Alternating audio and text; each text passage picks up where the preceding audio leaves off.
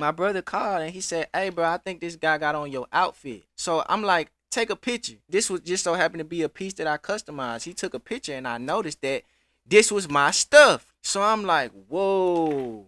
Oh yeah. Hey, bro, you gonna have to handle that for me, fool." After I got locked up, this man doubled back and went in my house and stole from me. But look, this ain't even the most devious part, bro. You know everybody, you know my whole family. The whole team. Yeah. 100. 100. Double salute. I be outside Wildlife 100. Wildlife 100. Me. I've been in the trap every day, I don't get much sleep. Wildlife 100. Something so real, so real, you can feel it in your knees. I need something like you, do you need someone like me? What's moving, everybody? Hey, man, you already know what's going on. If you here, then you've been following this series, man. I'm back today with part 6 of the day my best friend sent me to jail for the unthinkable. Hey, man, first of all, I want to shout out to everybody who been liking, sharing, subscribing, and all that, man. If you've been watching this series, then you have to watch the I Robbed the Plug series all the way through. And if you're new here, watch this series from part 1 all the way to here because they already started connecting. So if you want to keep up on the story and you want to know exactly what's going on and how everything turned out and stuff like that, then y'all gotta watch every part on this series and on the I Robbed the Plug series. But listen, I ain't gonna keep y'all up too long. You feel me? This one kind of lengthy, so I'ma just dive straight in. Now, where we left off on part 5 was I basically caught bail, fool. I was in jail and my bail was about 120,000. I was kicking it in jail. I ended up being a store. I ended up start doing a lot of business with everybody, and I kind of found my way in the system. I wasn't necessarily trying to stay, but I was just trying to keep busy. You know, I didn't know how long I was gonna be in there with a bail for 100,000, 120,000. You just don't know what might happen. So I wasn't trying to be in there crying and waiting and nothing like that. You know, I kicked my feet up, bro, and I conducted business and created a life,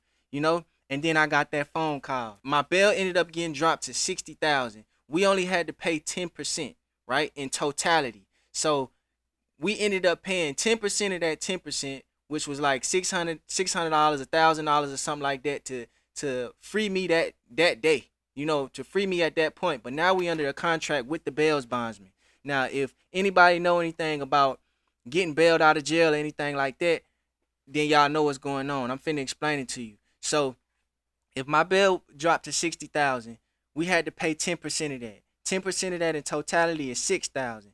We paid a percentage to get us out, but now I still owe the rest of the money, right? So if I paid $1,000 to get out, then I still owe $5,000, which I had to pay monthly. As soon as I got out, my mama picked me up. Because I signed to a bail's bondsman, the first thing we had to do, I couldn't go to Wendy's, get a shake. I couldn't go see the homies. I couldn't go to home. I couldn't go use the bathroom. I couldn't do nothing before I pulled up to the bail's bondsman establishment. Because as soon as we get out, it's like, all right, they don't want you to run. They got to put you on this paperwork. You got to basically sign all these promissory notes that you're going to pay this money and that you're not going to try to evade the situation. So we pulled up to the bail's bondsman, man, and it just so happened to be a gay guy, right? And I ain't got nothing wrong with any gay guys, but from the dough, you know, I don't know if he was having a bad day or a bad year or a bad life. You know, this man gave me attitude from the dough. Listen, when I walked into the bail's bondsman, first of all, he wouldn't even look in my face. He wouldn't address me as my name or anything like that. You know, he still treated me like an inmate. When he slid that paper to me, basically where I had to sign this promissory note that was telling him I had to pay him $4,500 a month every month up until that $5,000, 6,000, whatever interest they put on there was paid off. He told me he looked at me in my face this time and he told me, he said, "Hey, until you pay this off, I own you." I'm like, wow, you know, that's kind of crazy. You know, at that moment in time, I understood why some people would rather do their time versus be on probation. But me personally, I was just ready to be out. I ain't want to be in jail. You know, I wasn't no jailbird. Like, that wasn't even, you know, but that was just a crazy situation. The fact that you get out of jail from these folks, being under these folks' scrutiny and just being a slave to the state to that county or whatever the case, and then you go to this bail's bondsman and he tell you the same thing, like, listen, I own you, fool. You can't leave the state. You can't go to the bathroom unless I tell you to. It's straight up. You feel me? I gotta know where you working at. I gotta know where you living at. I gotta know where you doing everything at. That was kind of crazy for me. But at the same time, I still felt blessed that my bail ended up getting dropped. So I took it. For a lot of y'all who don't know or who might be in a situation like that, in order to get your bail dropped in jail, bro, the best thing you can do is show them folk that you got people at home, bro. My mama called them folks every single day. Every single day, badgered them folks every single day, because I ended up getting a public defender, which came to see me in jail. And I'm going to explain that to y'all too. Because after maybe a month or so, I had got appointed a public defender. Now, they just give you a public defender when you get locked up until you get a real lawyer. Some people aren't able to get a real lawyer, so they just appoint you a public defender, and they just ride it out with them. Don't never ride it out with no public defender if you don't have to. It's some public defenders out there might be good for you or might do what they need you to do, but most of the time that it's not a good thing. Honestly, bro, lawyers in particular are crooked. For real, and we finna get to that, because my lawyer ended up being crooked, straight up, paid lawyer. When they hooked me up with my public defender, he basically gave me the rundown of what I was looking at, my charges and stuff like that, you feel me? So I'm finna get to that. We ended up leaving the bondsman's place, and we go straight to the public defender's office, right?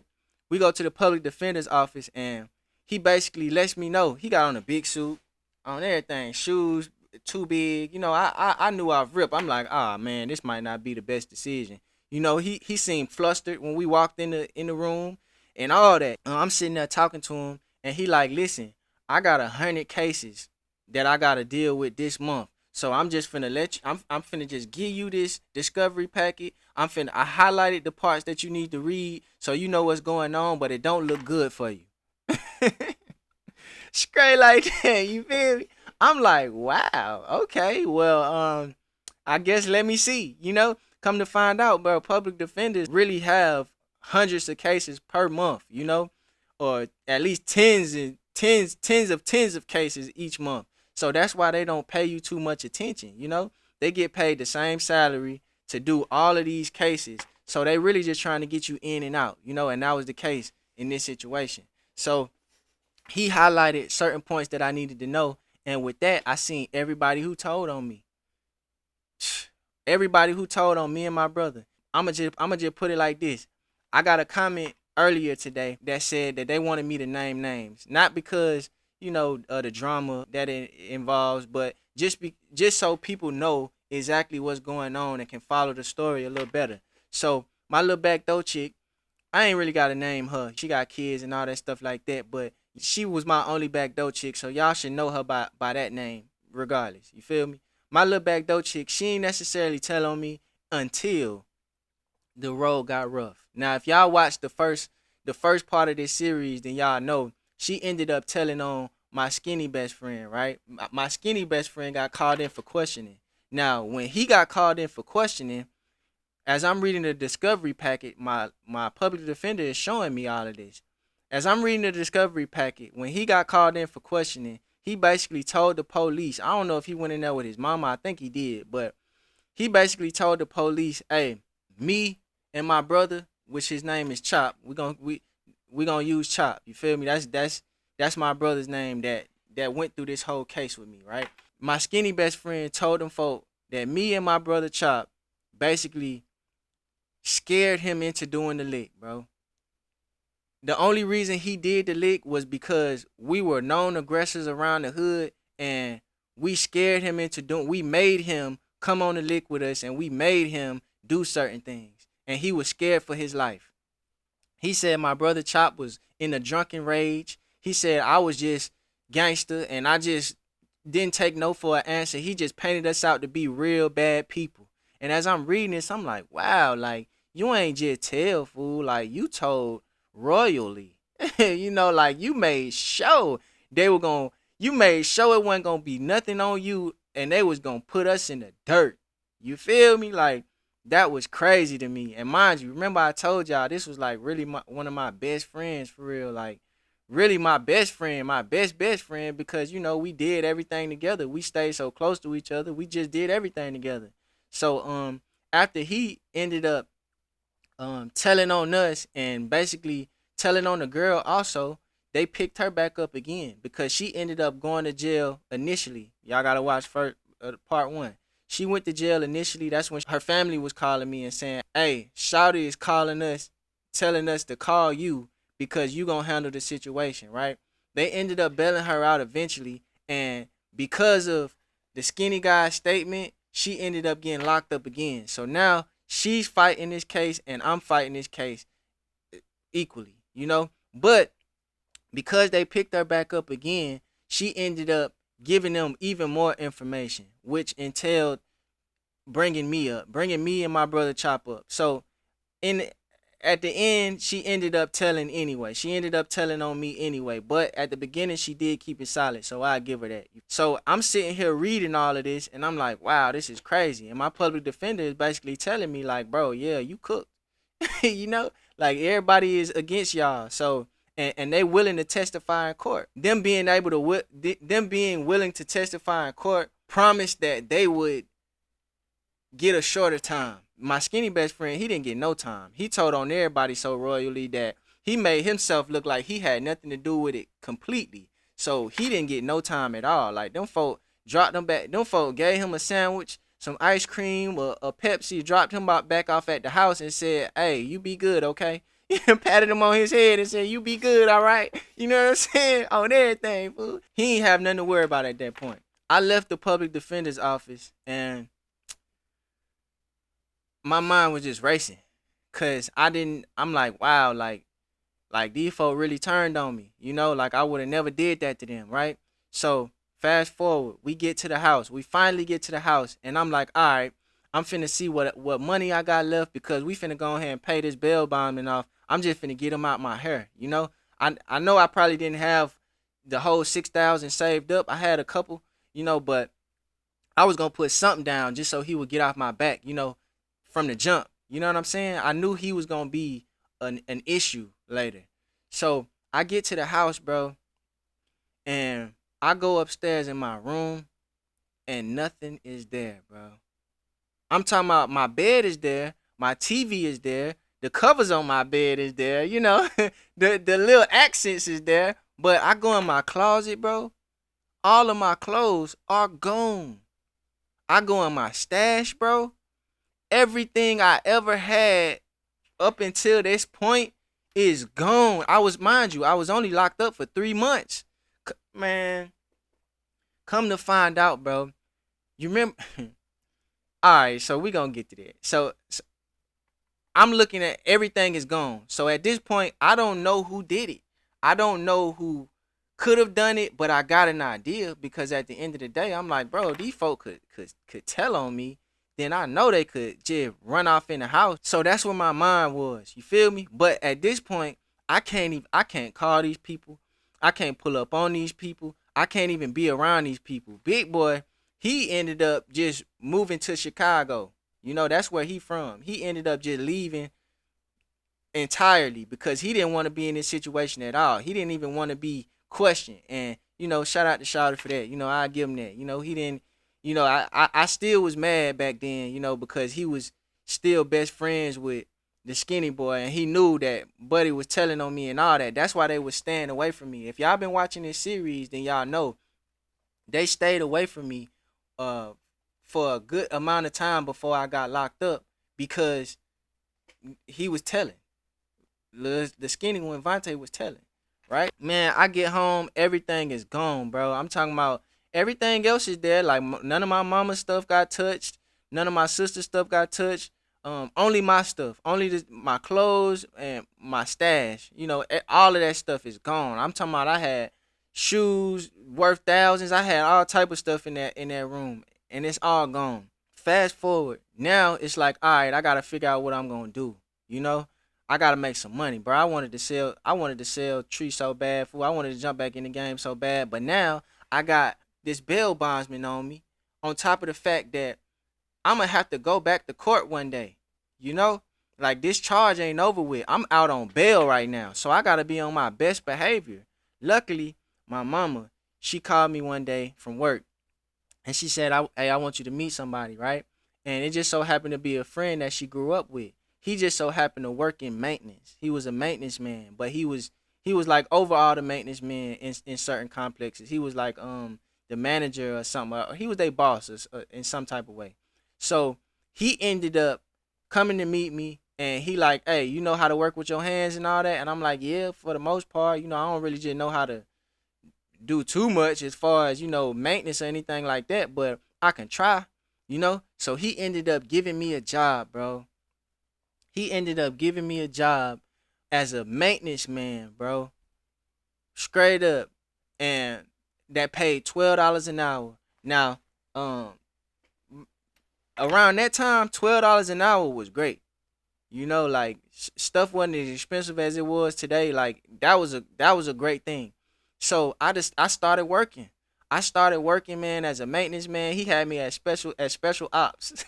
So he would go drop me off in all the projects in Atlanta, fool. I done worked in all these projects in Atlanta, bro. Like I remember one time he dropped me off in one hood, and bro, the apartment had no walls, bruh. The apartment had no walls. The bathroom ain't had no flow. Listen, I'm not exaggerating, bruh. The bathroom ain't had no flow. I basically had to build this apartment from scratch. I ain't know how to do drywall.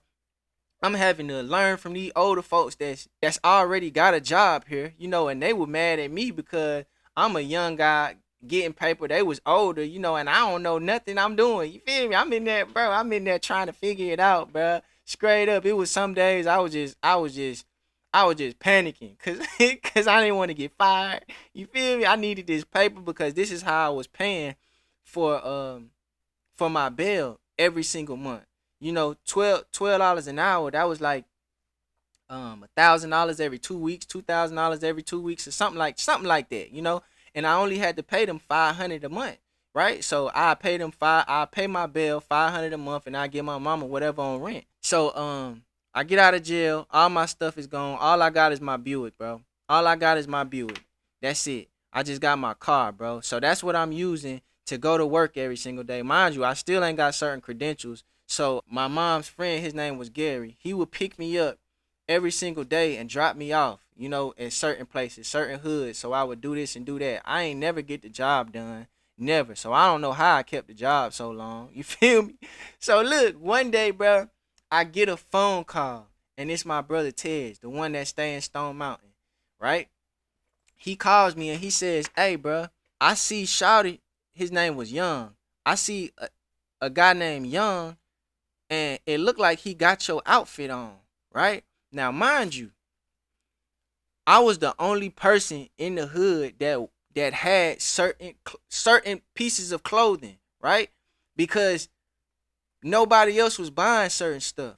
I had this one True Religion outfit. It was all black with the white stitching. Nobody had that back then, especially on the east side, right? My brother, he was in the hood one day, and he seen him. Now, this where it get diabolical, right? This where it all tie in. So the guy that he was talking about, Young, was the guy that I was riding with on the first episode when the police stopped me. You remember I told y'all I went to McDonald's to to go get a job because I felt this crazy energy on me after we had Rob Buddy. So I went to McDonald's and I seen this guy Young, and I knew him from you know my brother's side of town, Stone Mountain. My brother, he used to hang around certain people, and I seen him around the way. So I'm like, "Hey, bro, what's up?" You feel me? It was just a friendly face, and he rode with me for the day. He ended up coming back to the house, seeing everything I had going on. Seeing the clothes that I had on and all that stuff like that. And my brother called and he said, "Hey, bro, I think this guy got on your outfit, right?" So I'm like, "Take a picture." He took a picture of it, and sure enough, bro, I knew it was mine because certain stuff, certain stuff I just knew. Like some of my clothing I would even write on, just on everything. This is just, it's just because at the end of the day, I was rocking with folks that would steal from their own cousin. And I like to customize some of my stuff just so you know it was mine. You feel me? So I ended this was just so happened to be a piece that I customized. He took a picture and I noticed that this was my stuff, right? So I'm like, whoa. Oh yeah. Hey bro, you gonna have to handle that for me, fool. On everything. I'm at work right now, on top of the fact that I'm out on bail. You know what I'm saying? Like, bro, this man done doubled back after I got locked up, this man doubled back and went in my house and stole from me. But look, this ain't even the most devious part, bro. Come to find out, this just so happened to be Vontae's first cousin. My skinny best friend, this just so happened to be his first cousin, bro. You feel me? Now think about that. Because that was his first time ever coming to my house. The day that I got locked up. The day he was riding with me. That was his first time. So what made it so bold for you to think that you can come back to my house and basically take everything I had without my mama knowing that my mama wasn't gonna be there, or just knowing certain things? You had to know certain things in order to accomplish this mission, right? Because my mama didn't even know these folks came in and stole from us. You know, my mama, she used to leave the door unlocked sometimes. You know, she would go to work, or sometimes she just forget. You know, a single mother. Y'all know how that be. You feel me? So, come to find out, bro, with the help of Vontae, my skinny best friend, they plotted together, ended up going in my house and taking everything I had. Now, remember in part 1, I told y'all, me and Vontae was so close, my skinny best friend, we was so close that this guy could walk in my house, bro, without me even being there, kick up his feet, open a Coca-Cola, drink it, and wait for me to get home. My mama didn't trip, and half the time my mama wasn't there because she had like 2 jobs, you know? So he knew the ins and outs of my whole situation. Now, for those of y'all who guessed it was my skinny best friend, y'all right. But it was even more heinous than that, because like I told y'all, it just so happened to be the guy I was riding with also on the first episode. So if you ain't watched the first episode, watch the first episode, bro. Straight up, bro. This man doubled back on me, bro. Vontae just so happened to be his real cousin, his first cousin, bro. Like, and they went in my house, bro, and took everything, bro. That's why nothing else was touched. That's why nothing else in my house was touched, bro. Because Vontae knew where everything was. He knew I had a stash. He knew he wanted my clothes. He was already known for stealing clothes from his own cousin. So, man, they plotted on me, fool. Straight up. Vindictive, man, on everything, bro. You can't trust these folks out here, bro. The streets ain't got no love for nobody, man. On everything, cuz. And that explains, bro been heinous. You know, it's just a crazy story. So my brother Ted, he like, all right, bet. You feel me? I'm finna handle this right now. So he ended up confronting Young. And when he confronted him, he like, hey, bro, we gotta shoot our ones, right?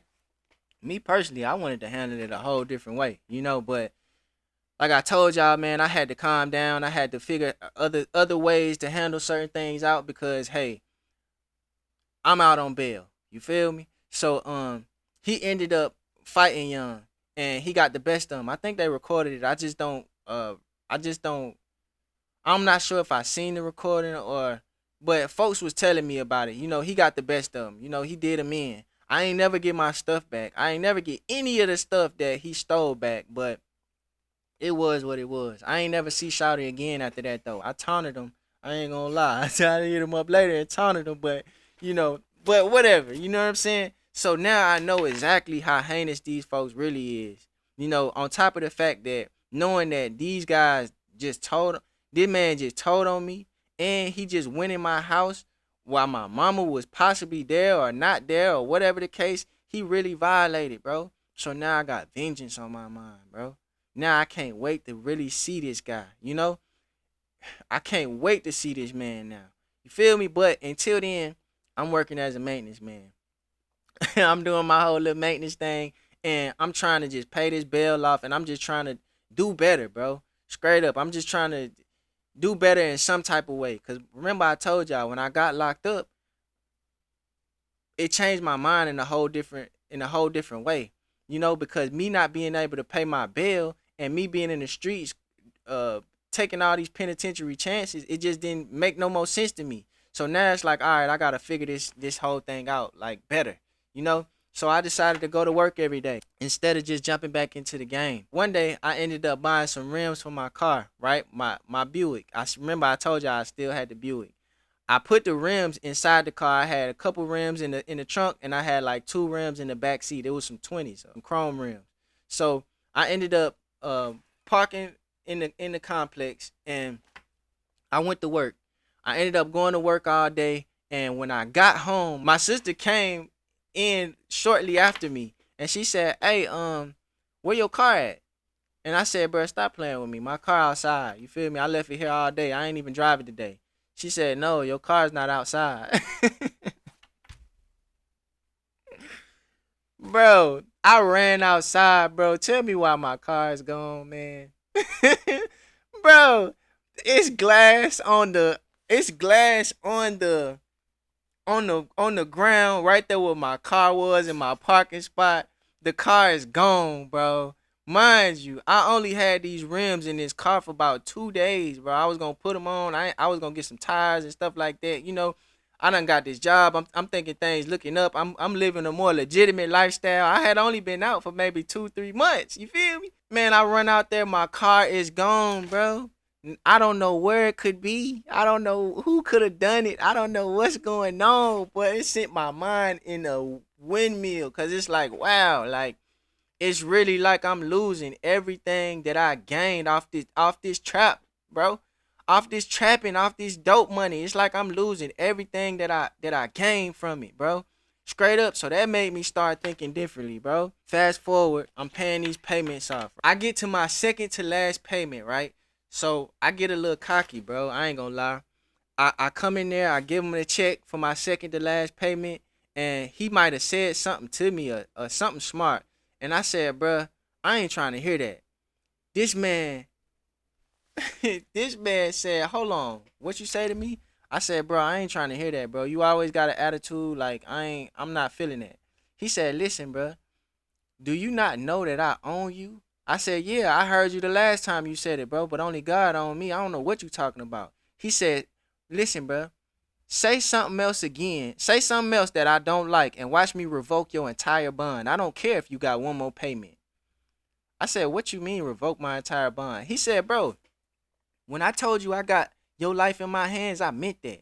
At any point in time, whether it's because you got an attitude, whether it's because you walked on the wrong side of the street, I can revoke your bond and I can send you back to jail, bro. I said, wow. He said, yeah, now say it again. I said, oh, okay. I sat down. I said, yes, sir. You know what I'm saying? On everything. So he was like, okay, yeah, that's more like it. Now get out of my office before I do something that you don't like. So I said, all right, bet. You know what I'm saying? I got out of his office. You feel me? Man, fast forward, man. My mom, she ended up changing my address because it was like, it was too much stuff going on in the hood that I was staying in. This the same hood that I was staying in that where I caught the case. So she ended up sending me to my aunt's house in Gwinnett. I ended up staying with my aunt's house and um ended up getting fired from my job as a maintenance worker. Well, I ended up getting fired first because of stuff that didn't even have nothing to do with me. Come to find out, the guy that hired me, he had issues going on with the company, so they fired me just because I came with him, right? So I ended up, when I lost that job, I ended up moving to Gwinnett with my aunt to a better community. They ended up getting me a job at a carousel cuisine restaurant. This junk ain't paid nothing, bro. This junk paid like $7.25 an hour, but it was alright though, cause it is what it is. I'm just trying to stay on the straight and narrow. Plus, out here, it's really nothing I can get into. They stayed in a real housing community. The closest gas station was like 15 minutes away. Like it was no trouble I could really get into. So they ended up helping me obtain an actual lawyer, bro. And this where it get gritty again, right? Because they got suggested to a certain lawyer that his office was down there on the east side somewhere, like Upper Decatur or something like that. Decatur Street or something like that. So we ended up meeting up with him, and I think he wanted like $5,000, and that was just to stand in court with me. So he was like, listen, I need 10 to go to trial, and you're gonna need to go to trial because looking at your charges, bro, and looking at your discovery packet, you cooked. He told me the same thing the public defender told me. You feel me? But he said for 5,000, I come to court with you and I talk to the DA and certain things like that. Now this where it get gritty because I didn't know the legal system until this time, right? Bro, these folks so dirty, bro. But listen, before I get to that, I met up with him for the first time. The first thing he asked me was, after reading my discovery packet, he said, I'm going to ask you one question, and I need you to be completely honest with me because this is going to depict how the rest of our relationship goes. I got to be able to trust you, and you got to be able to trust me. This is what he telling me. This is the game he running on me, right? So I'm like, all right, bet, cool. He said, did you do it? I said, what? No, I didn't do it. He said, bro, looking at your paperwork, I can tell you did something. Everybody's telling on you like it don't look good for you. I need you to be honest with me so I can help you in this situation. Now, if anybody ever dealt with the police or lawyers or anything like that, then y'all know like this is a tactic, bro. This is a tactic because they never really working for you. So I told him, I'm like, no, bro, I didn't do it, bro. I'm a good kid. You feel me? I got caught up in a bad situation. And he looked at me and he said, all right, cool, all right. So give me 5,000 and we gonna work it out. I ended up meeting up with him again, maybe a couple weeks later, and we gave him the check for 5,000. Mind you, it wasn't all my money. I wasn't getting paid that much. My aunt helped out a lot, my mama and all that. So we ended up giving him the check for $5,000, bro. When I gave him that check for $5,000, he called somebody on the phone, right? He picked up the phone. They laughing, they giggling. Ha ha ha ha. Hey, you going to the golf course? This is real talk, y'all. He said, hey, you going to the golf course this weekend? Oh, okay, well, yeah, I'm gonna see you there. Come to find out, this is the prosecutor that he's on the phone with. A little skinny white lady that she was a bully in the courtroom on everything. And we gonna get to that. Straight up. So he like, hey, but look, by the way, I got my client in front of me right now. I sent you over the case earlier this week. He's a good kid. I think we can settle for something. And the prosecutor said, okay, bet, we can work something out. And after that, click, he got off the phone and basically was like, all right, we good. I'm gonna make sure everything's all right. So I'm like, all right, bet. So you don't know exactly what they might be charging me or anything like that? Mind you, he knew. But he said, nah, not yet. I'm going to go talk to her on the golf course this weekend, and I'm just going to kind of ease her up and stuff like that. It'll be fine, right?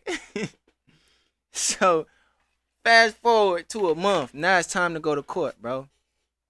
It's time to go to court. I'm sitting in there. I got 10, 15, 20 family members in here with me, right? And we got the whole back section of the courtroom, bro. Well, we got the whole left side of the courtroom, bro.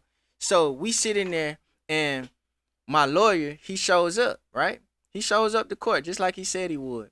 And he's like, hey, he calls me out to the back room.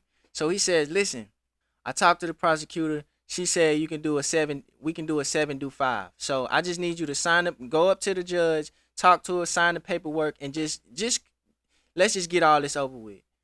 I didn't like that. I'm like, a 7-5? So you want me to do 5 years off of 7? That's crazy. Off rip, because I just wasn't trying to do 5 years. He said, all right, are you cool with that? You cool?